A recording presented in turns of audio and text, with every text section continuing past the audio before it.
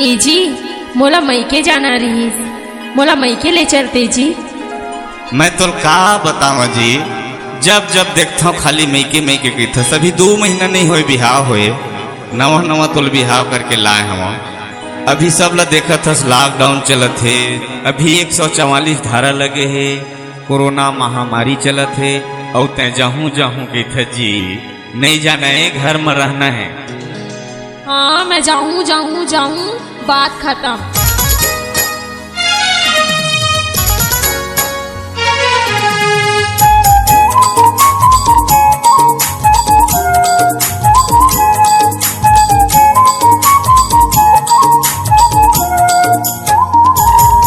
ये का बताओ संगीत के काल हो गे रे, का बताओ संगीत के काल हो गे रे, नवा नवा करे मैं शादी जनजाल हो गे रे, कहाँ कहाँ करे मैं शादी जनजाल हो गे रे, 2021 लॉकडाउन हो गे रे, 2021 लॉकडाउन हो गे रे, कहाँ कहाँ करे मैं शादी जनजाल हो गे रे, कहाँ कहाँ करे मैं शादी जी के काल हो गे रे।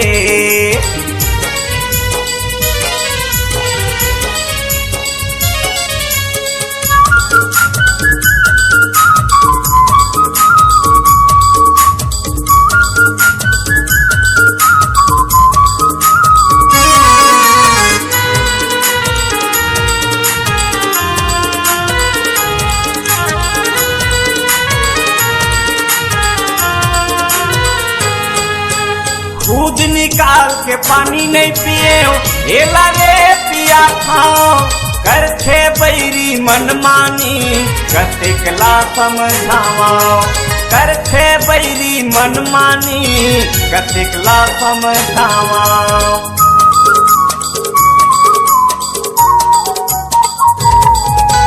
कभू निकाल के पानी नहीं पिए, एला रे पिया खाओ, करथे बैरी मनमानी, कतिकला समझाओ, करथे बैरी मनमानी, कतिकला समझावा।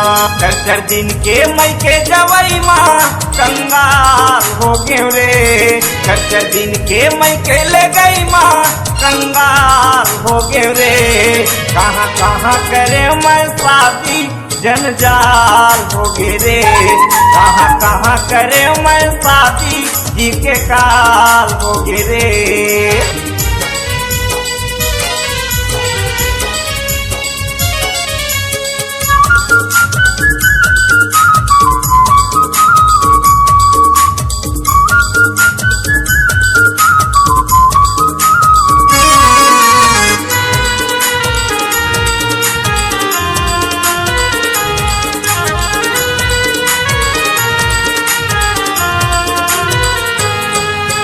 पानी पानी के फैशन कर क्रीम पाउडर भर मारे है, रांधे गढ़े के बेरा माए कर तनमा चढ़ते बुखार रे, रांधे गढ़े के बेरा माए कर तनमा चढ़ते बुखार रे।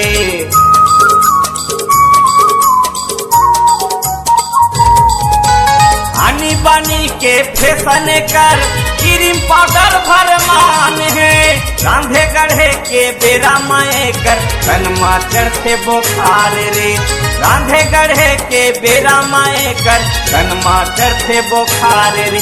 खुद रांध के खाथा खवा खाओ परेशान हो गए रे, खुद रांध के खाथा खवा खाओ परेशान हो गए रे, कहाँ कहाँ करे मैं शादी जनजाल हो गे रे, कहाँ कहाँ करे मैं शादी जनजाल हो गे रे। 2021 लॉकडाउन हो गे रे, 2021 लॉकडाउन हो गे रे, कहाँ कहाँ करे मैं शादी जनजाल हो गे रे, कहाँ कहाँ करे मैं शादी जी के काल हो गे रे, कहाँ कहाँ करे मैं शादी जंजाल हो गिरे। कहाँ कहाँ करे मैं शादी जी के काल।